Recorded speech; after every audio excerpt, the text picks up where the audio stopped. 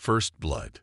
The observation vessel, Stellar Harmony, hung silently in Earth's orbit, its advanced cloaking technology rendering it completely invisible to human detection systems. Inside the main observation deck, Commander Klovex studied the holographic displays with growing concern. His 6 eyes blinked in sequence, a sign of deep distress among the Kurtalan species. Counselor Jiran must see this immediately, he declared, his translucent appendages trembling slightly. The humans are even more barbaric than our preliminary assessment suggested. First Officer Denlier moved closer to the display, her chromatophores shifting to a concerned violet. These facilities are widespread across their planet. They appear to be systematically torturing their own kind. The displays showed multiple feeds from hospitals across Earth. To the aliens, whose medical technology involved painless molecular reconstruction, the scenes appeared horrifying. Surgeons cutting into human flesh with metal instruments, needles penetrating skin, doctors resetting broken bones, dentists drilling into teeth. Look at this, Denlier pointed to a feed showing a maternity ward. They extract offspring from females who vocalize in extreme distress, then immediately begin invasive procedures on the newborns. Klovex's breathing tubes fluttered in agitation, and here, they're restraining their elderly and pumping them with foreign substances. This violates every provision of the Galactic Sentient Rights Accord. The Kurtalan Galactic Coalition prided itself on its enlightened governance of the 73 species under its protection. Their first contact protocol typically involved years of observation before introduction, but what they were witnessing on Earth was forcing their hand. Transmit all data to Central Command, Klovex ordered. Request emergency intervention authorization. Within hours, the response came through. The hologram of High Counselor Jiran materialized on the bridge, her elongated form radiating authority. Your evidence is irrefutable, Commander, she said, her voice like flowing mercury. The humans are conducting widespread medical atrocities. This cannot be allowed to continue. The Coalition's humanitarian intervention fleet has been mobilized. You will coordinate targeting data for all major torture facilities. Klovex straightened, his exoskeleton creaking slightly. With respect, Counselor, standard protocol recommends further observation before. Your concerns are noted, Commander, but the scale of suffering we've observed cannot be permitted to continue. The fleet will arrive within 12 Earth rotations. Prepare your data accordingly. As the hologram faded, Denlier approached her commander. Do you believe this is an error, sir? Klovex stared at the displays, watching a surgeon carefully removing a tumor from a child's brain. I don't know, officer. Their methods seem primitive and cruel, but there's something purposeful about them. However, orders are orders. 11 days later, humanity would remember it as Black Wednesday. At precisely 10:27 Greenwich Mean Time, 1,500 Kurtalan vessels materialized in Earth's atmosphere simultaneously, positioning themselves above major medical centers, hospitals, and clinics worldwide. At Massachusetts General Hospital in Boston, Dr. Sarah Chen was in the middle of a delicate spinal surgery when the building trembled. The lights flickered once, twice, then stabilized as the backup generators kicked in. What was that? Her assistant asked, voice steady despite the unexpected disturbance. Probably construction. Dr. Chen replied, her focus unwavering from her patient's exposed spine. Let's continue. The operating room doors burst open as the head of security rushed in, breaking protocol. Doctor, you need to evacuate immediately. There's an unidentified aircraft hovering directly above us. Before she could respond, a brilliant purple beam lanced through the ceiling, bathing the room in otherworldly light. Dr. Chen felt her consciousness slipping away as she collapsed across her patient. Across the globe, the same scene played out thousands of times. The Kurtalan neutralization beams, designed to humanely render targets unconscious, struck with precision. But what the aliens failed to understand was the fragility of human physiology and the critical nature of ongoing medical care. In the White House Situation Room, President Eleanor Reeves stared at the reports flooding in with mounting horror. "Casualties?" she asked, her voice tight. Defense Secretary Marcus Hill looked up from his tablet, his face ashen. "Initial estimates are catastrophic, Madam President. The aliens targeted every major medical facility simultaneously. Patients on life support, those in critical surgeries, newborns in incubators." His voice broke. "They hit our hospitals," General Vivian Rodriguez, chair of the Joint Chiefs, said incredulously. "Not military installations, not government facilities, but hospitals." "Yes," Hill confirmed, "and the pattern is identical worldwide. Russia, China, Europe, Africa, all reporting the same coordinated strikes against medical facilities." President Reeves stood, her decision made. "Activate the Unified Defense Protocol. Contact every nuclear power. Tell them we're initiating joint response measures." General Rodriguez leaned forward. "Madam President, conventional forces will be ineffective against their technology.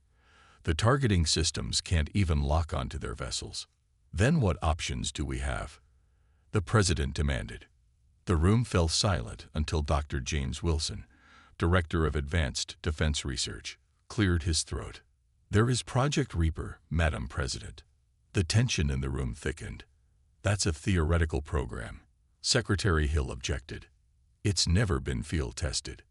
"Actually, sir," Dr. Wilson said quietly, "the first cohort completed final integration 3 months ago. They're ready."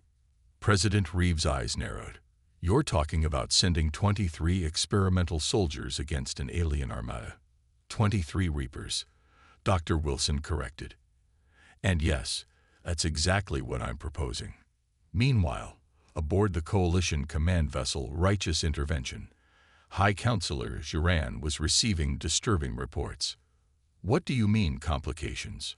she demanded of the fleet commander. Admiral Vostell's holoprojection flickered nervously.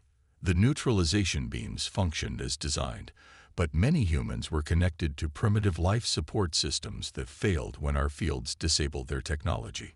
Others were in the middle of critical procedures that could not be safely interrupted. Casualties.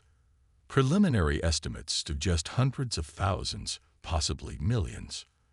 Giran's grip tightened on her command staff. "That's impossible. The neutralization technology is non-lethal. For species with our physiological resilience, yes," the Admiral acknowledged. "But humans appear to be remarkably fragile." Before the counselor could respond, the tactical officer interrupted. "Counselor, we're detecting a high-energy weapon powering up on the planet's surface." "Impossible," Giran dismissed. "Our intelligence indicated they have no weapons capable of reaching orbit. On Earth, beneath the Rocky Mountains, in a facility deeper than any official record acknowledged, 23 chambers hissed open simultaneously. From each emerged a figure, part human, part machine. The Reapers. Colonel Marcus Devlin, once considered the finest special forces operator in human history before an IED in Damascus left him with injuries incompatible with life, was the first to step forward. Now, over 60% of his body was advanced cybernetics. His enhanced mind interfaced directly with military satellites and weapon systems. "Reapers," he spoke, his voice neither fully human nor mechanical. "Humanity is under attack. Our hospitals, our healers, have been targeted. Millions are dead. The others, former soldiers, pilots, and operatives who should have died from their wounds, but were instead transformed, moved forward with inhuman precision. We know why we were created," said Major Eliza Sinclair, her cybernetic eyes glowing faintly blue. "Today, we fulfill our purpose." As they synchronized with the Reaper control system, President Reeves addressed them through a secure channel. "You were created as a last resort," she said, her voice solemn. "You represent humanity's ultimate defense. I am authorizing the Reaper Protocol. God help us all." Colonel Devlin's response was simple. "We are the angels of death, Madam President, and we have been waiting for this day." The Reaper Protocol. Admiral Vostell of the Kurtalan fleet was struggling to understand what had gone so terribly wrong.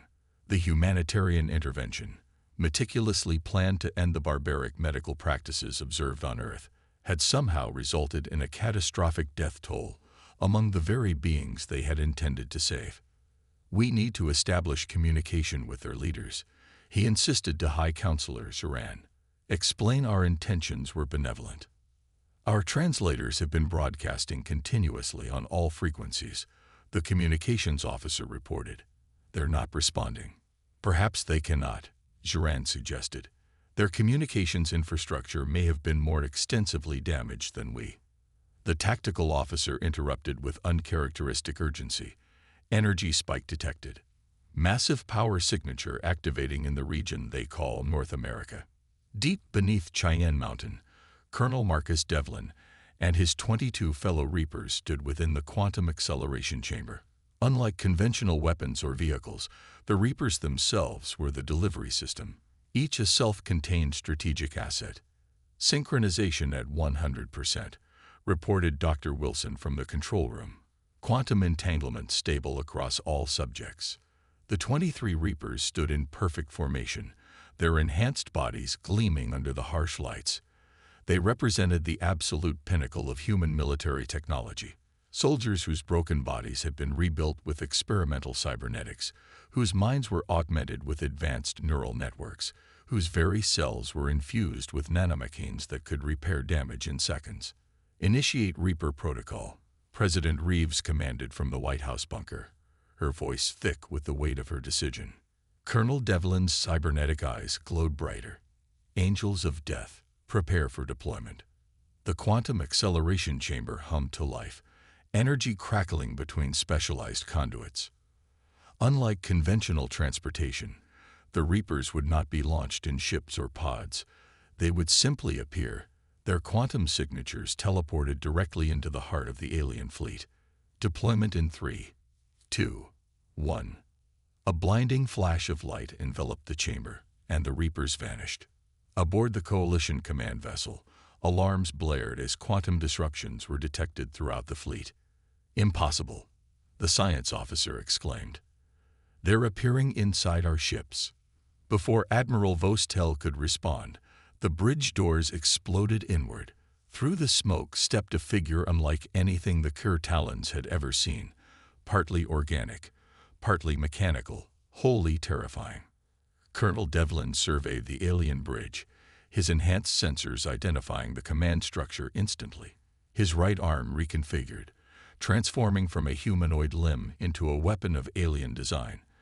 Technology reverse-engineered from a crashed extraterrestrial craft decades ago.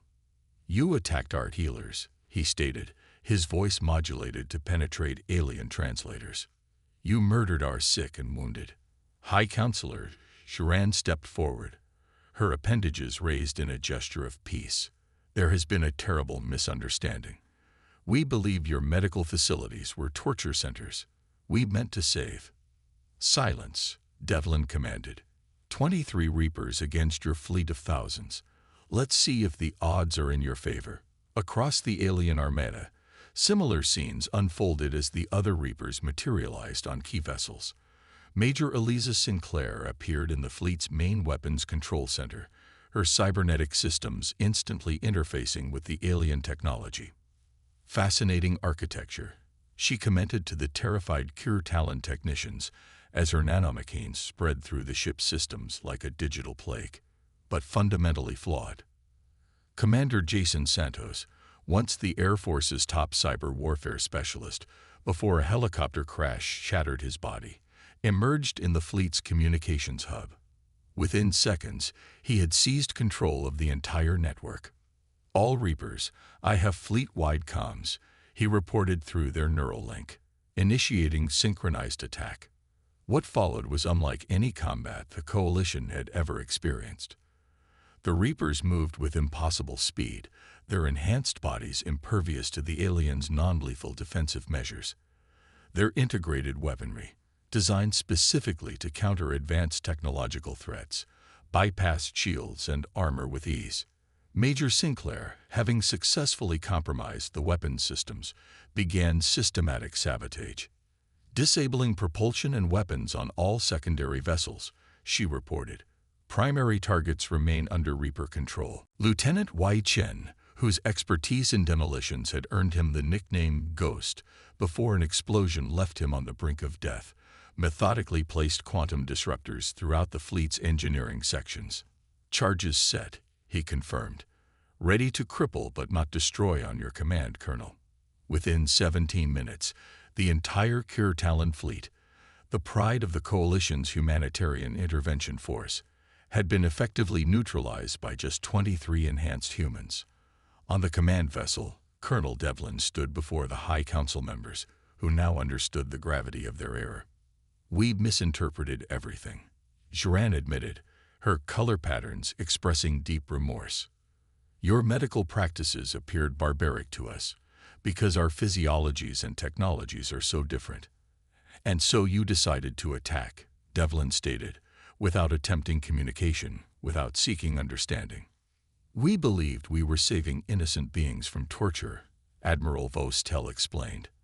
"Our intentions were benevolent. The road to hell is paved with good intentions," Devlin quoted, an old human saying that seems particularly relevant now. Through their neural network, the Reapers conferred silently, sharing data and assessments. After a moment, Devlin addressed the aliens again. "Here are our terms. You will provide your advanced medical technology to help us save those who can still be saved. You will assist in rebuilding our damaged medical facilities, and you will establish proper diplomatic channels before taking any further action regarding Earth." Joran bowed her elongated head. "We accept these terms without reservation. We will make amends for our catastrophic error. One more thing," Devlin added. "Should you or any other species ever again threaten Earth or its people, know this: there are not just 23 of us. The Reaper program continues. Next time, we won't be so merciful." As the aliens mobilized their medical ships, technology far beyond human capabilities, to help the wounded on Earth, President Reeves addressed the Reapers directly. "You've done what was necessary," she said, her voice heavy. "The question now is, what happens to you?" Colonel Devlin, speaking for all of them, responded simply, "We were created for this moment, Madam President, but our purpose has evolved. We will serve as humanity's guardians, not just against external threats, but to ensure that such misunderstandings never happen again." In the months that followed, the Kirtalan Coalition made good on their promises. Their advanced medical technology saved countless lives that would have otherwise been lost. Proper diplomatic relations were established, and Earth took its place in the galactic community, not as a primitive world to be pitied or saved, but as a force to be respected. And the Reapers? They became legends, humanity's angels of death, who, when the healers of Earth were struck down, rose to deliver a message that would echo across the stars. Humanity protects its own, and woe to any who forget that lesson.